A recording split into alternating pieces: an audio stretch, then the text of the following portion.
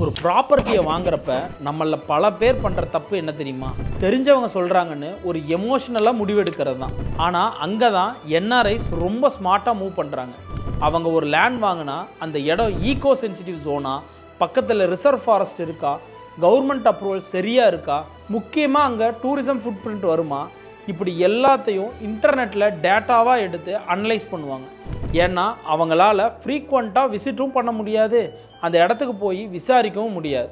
So அவங்க நம்புறது டேட்டாவை மட்டும்தான். ஆனால் லோக்கலில் இருக்கிறவங்க இதையெல்லாம் கவனிக்காமல் யாரோ ஒரு தேர்ட் பர்சன் சொல்கிறத நம்பி இன்வெஸ்ட் பண்ணுறாங்க. இந்த மாதிரி டேட்டாலாம் கண்டுபிடிக்க தெரியாதவங்க அந்த டேட்டாவை எப்படி எடுக்கணும், எப்படி அனலைஸ் பண்ணணும்னு எங்களை மாதிரி கன்சல்டன்ஸ் கிட்ட கேட்டால் உங்கள் பட்ஜெட்டுக்கு ஏற்ற மாதிரி எந்த ரெவன்யூ ஜென்ரேட்டிங் ப்ராப்பர்ட்டியில் இன்வெஸ்ட் பண்ணுறது பெஸ்ட்டுன்னு பார்த்து நாங்கள் உங்களுக்கு சஜஸ்ட் பண்ணுவோம். நீங்கள் எவ்வளோ தூரத்தில் இருந்தாலும் நீங்கள் பண்ணுற இன்வெஸ்ட்மெண்ட் ரிஸ்க் ஃப்ரீயாக இருக்கணும். ஸோ எமோஷனை மட்டும் வச்சு இன்வெஸ்ட் பண்ணாமல் டேட்டாவையும் வச்சு இன்வெஸ்ட் பண்ணுங்கள். அப்போ தான் உங்கள் சொத்து உங்களுக்கு நிம்மதியை தரும்.